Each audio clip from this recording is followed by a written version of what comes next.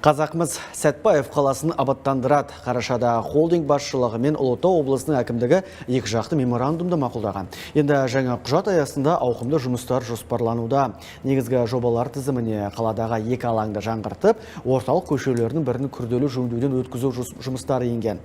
Келесі жылы Кеншілер шаһарында тағандай өзгерістер болады. Толығырақ тілшіміздің бейнесюжетінде. Ұзындығы 5,5 шақырым болатын Ерден көшесі қаладағы күре жолдардың бірі. Жергілікті билік көшені күрделі жөндеуден өткізу мәселесін әлде қашан күн тәртібіне қойған. Мәселе енді меморандум арқылы өз шешімін таппақ. Алдағы жыл жолдың 2 шақырымы жөнделіп, қалған бөлігі 2024-те қалпына келтіріледі. Жоба шеңберінде жаяу жүргіншілер жолы мен аялдама, тұрақ орындары мен жарықтандыру жайын шешуде жоспарланған. Аяқ су мен ағынды су арналарын салуда назардан тыс қалмапты. В меморандум включен. Меморандумға бізде кеншілер алаңын абаттандыру енгізілген. Оны іске асыру үшін бізде жобалау сметалық құжаттама дайындалуда. Кеншілер алаңы қайта қалпына келтіріледі. Оны іске асыру үшін біз техникалық тапсырманы дайындадық.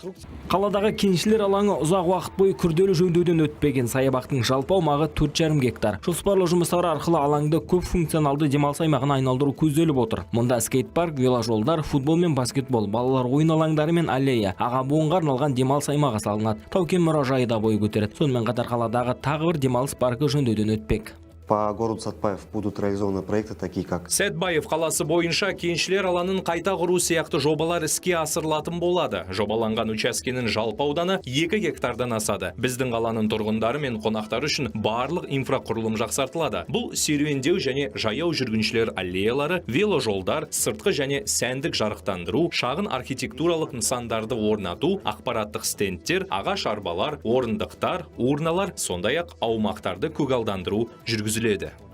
Қазақмыс басшылығы 70 мыңға жуық тұрғыны бар Кеншілер шаһарының инфрақұрылымын дамытуда әрдайым назарда ұстамақ. Сонымен қатар Сәтбаевтағы денсаулық сақтау саласын жандандыруға маңыз беруде. Бұл ретте қалада емхана мен травматологиялық пункт салуды жоспарлауда. Адылжан Бердібеков, Әмір Ибатов, Атамекен бизнес, Ұлытау облысы.